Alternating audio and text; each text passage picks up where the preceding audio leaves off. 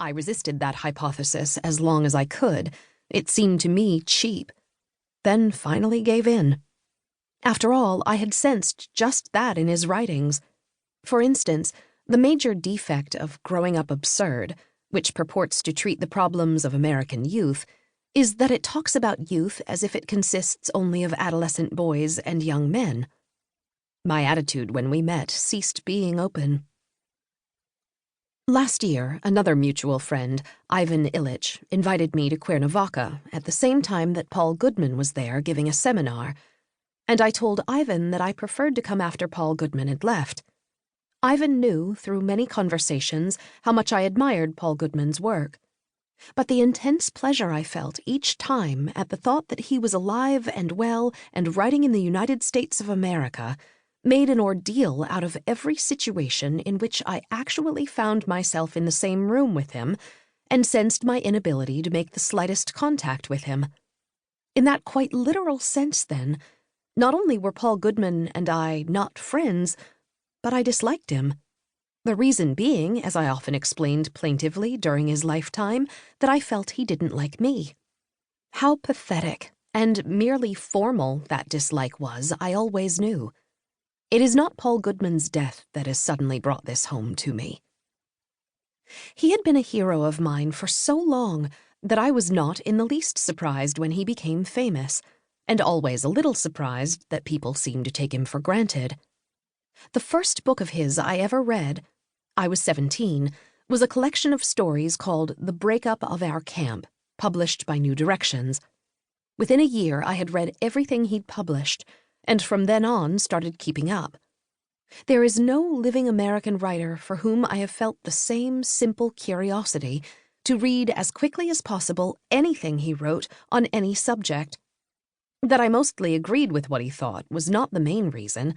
There are other writers I agree with to whom I am not so loyal. It was that voice of his that seduced me. That direct, cranky, egotistical, generous American voice. If Norman Mailer is the most brilliant writer of his generation, it is surely by reason of the authority and eccentricity of his voice. And yet I, for one, have always found that voice too baroque, somehow fabricated. I admire Mailer as a writer, but I don't really believe in his voice. Paul Goodman's voice is the real thing. There has not been such a convincing, genuine, singular voice in our language since D.H. Lawrence. Paul Goodman's voice touched everything he wrote about with intensity, interest, and his own terribly appealing sureness and awkwardness.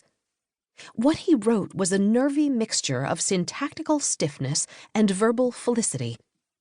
He was capable of writing sentences of a wonderful purity of style and vivacity of language, and also capable of writing so sloppily and clumsily that one imagined he must be doing it on purpose. But it never mattered. It was his voice. That is to say, his intelligence and the poetry of his intelligence incarnated, which kept me a loyal and passionate addict.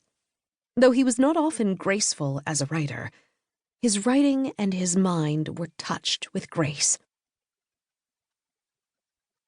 There is a terrible, mean American resentment toward a writer who tries to do many things. The fact that Paul Goodman wrote poetry and plays and novels, as well as social criticism, that he wrote books on intellectual specialties guarded by academic and professional dragons, such as city planning, education, literary criticism, psychiatry, was held against him. His being an academic freeloader and an outlaw psychiatrist, while also being so smart about universities and human nature, outraged many people. That ingratitude is, and always was, astonishing to me. I know that Paul Goodman often complained of it. Perhaps the most poignant expression was in the journal he kept between 1955 and 1960, published as 5 Years, in which he laments the fact that he is not famous, not recognized and rewarded for what he is. That journal was written at the end of his long obscurity, for with the publication of Growing Up Absurd in 1960, he did become famous, and from then on his books had a wide circulation, and, one imagines, were even widely read, if the extent to which Paul Goodman's ideas were repeated.